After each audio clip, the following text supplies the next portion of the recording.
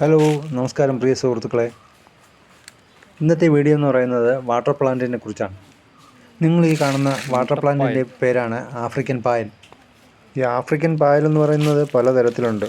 ഈ മുട്ടപ്പായൽ, കുളവാഴപ്പായൽ, പിന്നെ water cabbage പായൽ, ഇതേപോലെ ഈ പറയുന്ന ആഫ്രിക്കൻ പായൽ ഒരുപാട് ചെറിയ ചെറിയ കുഞ്ഞു ഇലയുള്ള പായൽ, ഈ വയൽ കൃഷിക്ക് ഇടയിൽ ഉള്ള പായൽ, അങ്ങനെ ഒരുപാട് തരത്തിലുണ്ട്.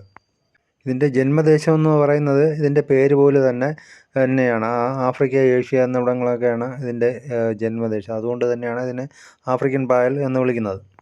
നമ്മുടെ നാട്ടിൽ ഇത് പല പേരുകളിലാണ് അറിയപ്പെടുന്നത്. അതായത് ഈ ആഫ്രിക്കൻ പായലിനെ കുടപ്പായലെന്ന്, മറ്റ് സ്ഥലങ്ങളിൽ വാട്ടർ കേബേജ് എന്നൊക്കെയാണ് അറിയപ്പെടുന്നത്.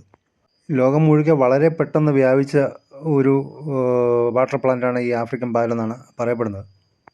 ഈ വാട്ടർ പ്ലാന്റിൻ്റെ പ്രത്യേകത എന്ന് പറഞ്ഞാൽ വളരെ പെട്ടെന്ന് ഇരട്ടിക്കും എന്നുള്ളതാണ് ഇതിൻ്റെ പ്രത്യേകത. ഇതിൻ്റെ ഒരു പീസ് കൊണ്ടുവന്ന് നമ്മൾ വെള്ളത്തിട്ട് കഴിഞ്ഞാൽ വളരെ പെട്ടെന്ന് അത് ഇരട്ടിച്ച് അവിടെ മൊത്തം നിറഞ്ഞ്, നമ്മൾ കായലിലും കുളത്തിലുമൊക്കെ നിറഞ്ഞ് കിടക്കുന്നത് കണ്ടില്ലേ, കാണാൻ നല്ല രസമാണ്. പക്ഷേ ഇതിൻ്റെ ഉപയോഗം എന്ന് പറഞ്ഞു കഴിഞ്ഞാൽ വലിയ ഉപയോഗമൊന്നുമല്ല. പിന്നെ ഈ മൊത്തത്തിൽ നിറഞ്ഞ് കിടക്കുമ്പോഴത്തേക്ക് ഈ ജലബാഷ്പീകരണം ഉണ്ടാകത്തില്ല. അത് തന്നെയാണ് പ്രശ്നം. പക്ഷേ ഏറ്റവും കൂടുതൽ ദോഷമാണ്. നമുക്ക് ഇതിൻ്റെ ഇല അഴുകി വെള്ളത്തിൽ നിറഞ്ഞ് വെള്ളം നാശമാവും. പിന്നെ നിറഞ്ഞു കിടന്നു കഴിഞ്ഞാൽ സൂര്യപ്രകാശം വെള്ളത്തിലടിക്കാതെ അതിലുള്ള സൂക്ഷ്മജീവികൾക്കും മീനുകൾക്കൊക്കെ നാശമാണ് ഉണ്ടാകുന്നത്. അതായത് ഇതിൽ ഓക്സിജൻ ഈ വെള്ളത്തിൽ കിട്ടത്തില്ല, സൂര്യപ്രകാശം വെള്ളത്തിലടിക്കത്തില്ല, അങ്ങനെ ഒരുപാട് ദോഷങ്ങളുണ്ട്. അപ്പം അത് ഒരു ആവാസ വ്യവസ്ഥയെ തന്നെ മാറ്റിമറിക്കുന്ന ഒരു ചെടി തന്നെയാണ് ഈ പായൽ എന്ന് പറയുന്നത്, ആഫ്രിക്കൻ പായൽ.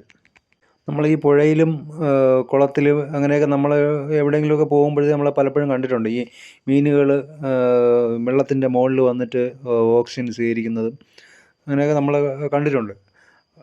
അപ്പം ഈ പായൽ ഇങ്ങനെ ചെറിയതായിട്ട് കിടക്കുമ്പോൾ വളരെ ദോഷമൊന്നുമില്ല, നമുക്ക് കാണാൻ ഭംഗിയൊക്കെ. പക്ഷേ ഇത് മൊത്തത്തിൽ നിറയുമ്പോഴത്തേക്ക് നമ്മളെ ആവാസ വ്യവസ്ഥ തന്നെ, അതായത് ഈ ഇതേപോലുള്ള സൂക്ഷ്മജീവികൾക്ക് പിന്നെ മീനുകൾക്കൊക്കെ വളരെ ദോഷമാണ്. നമുക്കത് മനസ്സിലാക്കാൻ വളരെ ബുദ്ധിമുട്ടുള്ള ഒരു കാര്യമാണ്. ഓക്സിജനും സൂര്യപ്രകാശവും അടിക്കാതെ വരുമ്പോൾ ആ പുഴയിലും കുളത്തിലുമുള്ള ജീവികളൊക്കെ നശിച്ചു പോകും.